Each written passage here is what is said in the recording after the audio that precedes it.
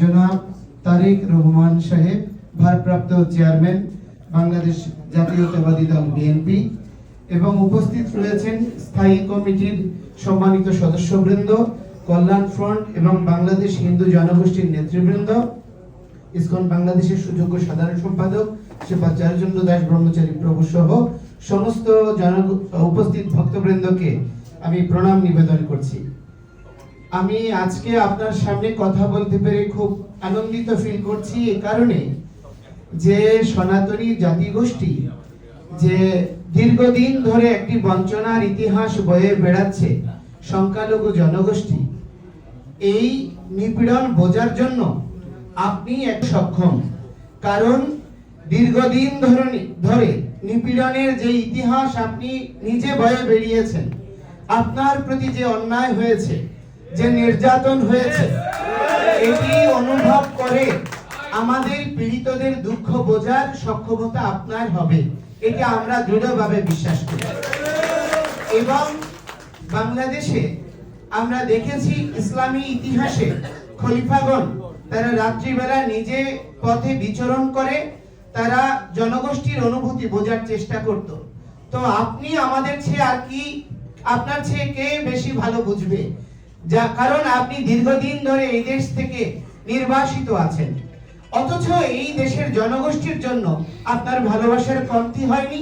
এটা আমরা গত 5ই আগস্ট থেকে ধারাবাহিকভাবে আপনার সক্রিয় উপস্থিতি এবং সক্রিয় নির্দেশনা পুরো জনগোষ্ঠীকে সুরক্ষার জন্য একটি ভালো মাইলফলক ইতিহাস বিনির্মাণ করেছে। এই জন্য আমরা সনাতনী জনগোষ্ঠীর পক্ষ থেকে কৃতজ্ঞতা জানাচ্ছি আপনাকে। এবং আমি শুধুমাত্র দুটো কথা বলে শেষ করব। এখানে অনেক পরিচ্ছন্ন রাজনীতিবিদরা আছেন, আমার অনেক প্রিয় পরিচ্ছন্ন রাজনীতিবিদ ছিল, মারা গিয়েছেন, প্রয়াত কর্নেল আকবর হোসেন সাহেব, সাবেক মন্ত্রী কুমিল্লা, মঈন খান সাহেব আছেন, সাদেক হোসেন খোকা দেহত্যাগ করেছেন। তো অনেক এবং এখানে আমাদের মোশারেফ ভাই সাহেব আছেন, নজরুল ইসলাম আলমগীর ভাই আছেন, বরকতুল্লাহ বুলু সাহেব আছেন, অনেক কৃতি ব্যক্তিরা, এবং আমাদের মাননীয় চেয়ারপারসনের যিনি চিকিৎসক, উনি একজন পরিচ্ছন্ন রাজনীতিবিদ। তো এই ধরনের ব্যক্তিদের প্রতি আমাদের ভরসা রয়েছে। শুধু আমি আপনার কাছে একটা অনুরোধ করব, দীর্ঘদিন ধরে আমাদের নিপীড়িত হলেও বঞ্চিত হলেও যত না দুঃখ হয় যে কোনো রাজনৈতিক কারণে, এটা আওয়ামী লীগ এবং বিএনপি, জামায়াত ইসলামী নেতৃস্থানীয় লিডারদের মধ্যে দেখিনি তাদের মধ্যে কি মনোভাব আছে, কিন্তু ফিল্ড পর্যায়ের কিছু নেতাকর্মী সিনিয়র নেতৃবৃন্দের কাছে বিশেষ কৃপা কটাক্ষ লাভ করার জন্য সত্যকে গোপন করার একটা প্রবণতা দেখেছি।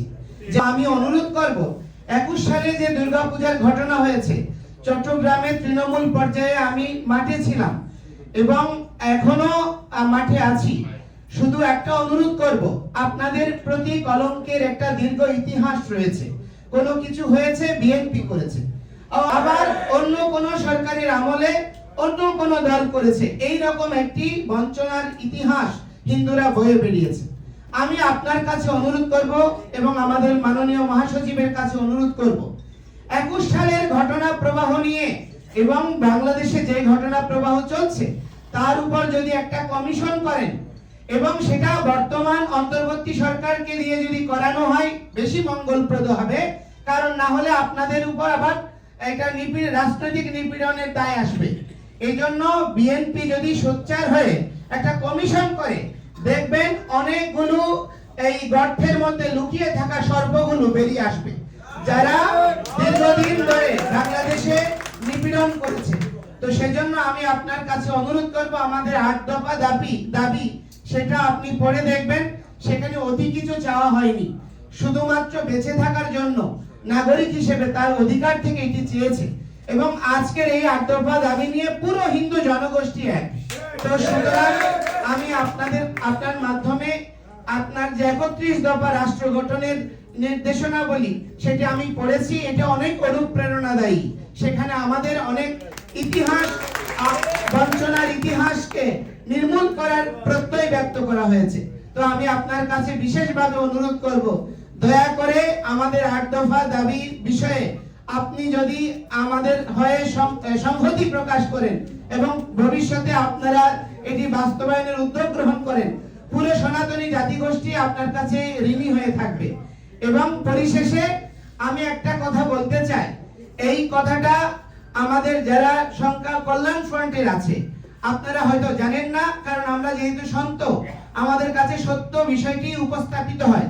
বাংলাদেশের জনগোষ্ঠীর মধ্যে প্রায় 21 থেকে 23% হিন্দু জনগোষ্ঠী বিএনপি কে ভোট দেয়, 3% জামায়াত ইসলামকে ভোট দেয় এবং 30% এর মতো আওয়ামী লীগকে ভোট দেয় কিছু, আর বাকিগুলো হচ্ছে ভাসমান।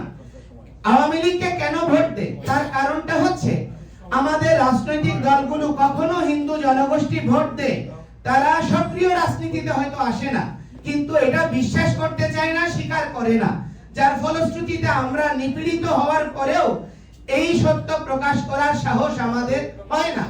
এজন্য কল্যাণ ফ্রন্টের কাছে আমার অনুরোধ থাকবে আপনারা জনগোষ্ঠীর পাশে যাবেন। এবং আমাদের ফখরুল ইসলাম আলমগীর সাহেব, কিছুদিন আগে ওনার সঙ্গে দেখা করেছিলাম, উনি অনেক প্রত্যয়ী কথা বলেছেন এবং আমাদের বিজন বিহারী বাবু উনি খুব ভালো উদ্যোগ নিয়েছেন। এবং আপনি যদি মাঝে মাঝে এভাবে আমাদের সঙ্গে পাশে থাকেন, একটু আমাদেরকে অনুপ্রেরণা দেন, আমরা কোনো বিদেশি প্রভুর কাছে শরণাপন্ন হই না। 21 সালে ইসকন আন্দোলন করেছে, 154টা দেশে আন্দোলন হয়েছে এবং প্রতিটা দেশে বাংলাদেশ হাই কমিশনে স্মারকলিপি দিয়েছে, কোনো প্রভুকে কোনো দেশকে বলেনি। আপনি আজকে আমাদেরকে সময় দিয়েছেন, আপনাকে ধন্যবাদ জানিয়ে আমার বক্তব্য শেষ করছি। শুভ প্রণাম।